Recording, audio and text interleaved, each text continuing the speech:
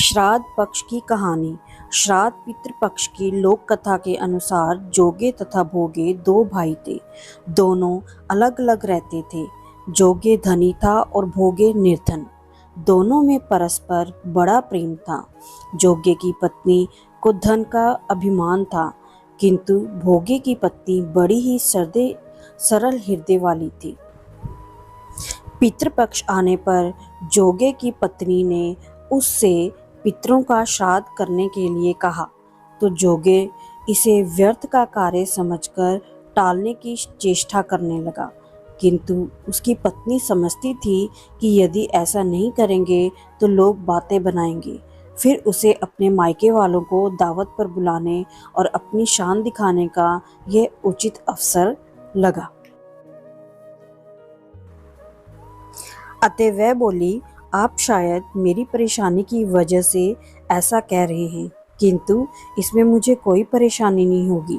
मैं भोगे की पत्नी को बुला लूँगी, दोनों मिलकर सारा काम कर लेंगी। फिर उसने जोगे को अपने पीहर न्योता देने के लिए भेज दिया। दूसरे दिन उसके बुलाने पर भोगे की पत्नी सुबह सवेरे आकर काम में जुट गई।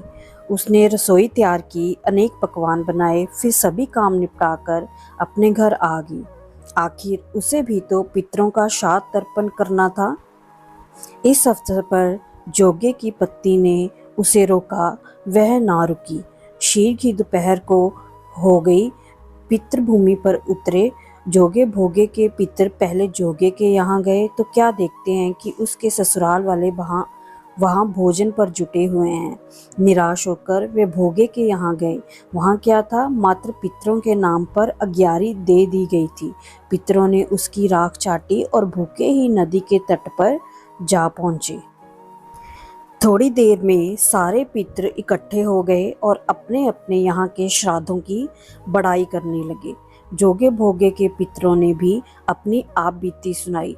फिर वे सोचने लगे, अगर भोगे समर्थ होता तो शायद उन्हें भूखा ना रहना पड़ता, मगर भोगे ने घर में तो 2 जून की रोटी भी खाने को नहीं दी थी। यही सब सोचकर उन्हें भोगे पर दया आ गई। अचानक वे नाच नाच कर गाने लगे, भोगे के घर धन हो जाए, भोगे के घर धन हो जाए। सांझ होने को हुई। भोगे के बच्चों को कुछ भी खाने को नहीं मिला। उन्होंने माँ से कहा, भूख लगी है। तब उन्हें टालने की गरज से भोगे की पत्नी ने कहा, जाओ, आंगन में होदी औंधी रखी है, उसे जाकर खोल लो और जो कुछ मिले बांट कर खा लेना। बच्चे वहां पहुंचे तो क्या देखते हैं कि हौदी मोहरों से भरी पड़ी है, और वे दौड़े दौड़े माँ के पास पहुंचे और उसे सारी बातें बताईं। आंगन में आकर भोगे की पत्नी ने यह सब कुछ देखा तो वह हैरान रह गई। इस प्रकार भोगे भी धनी हो गया, मगर धन पाकर वह घमंडी नहीं हुआ।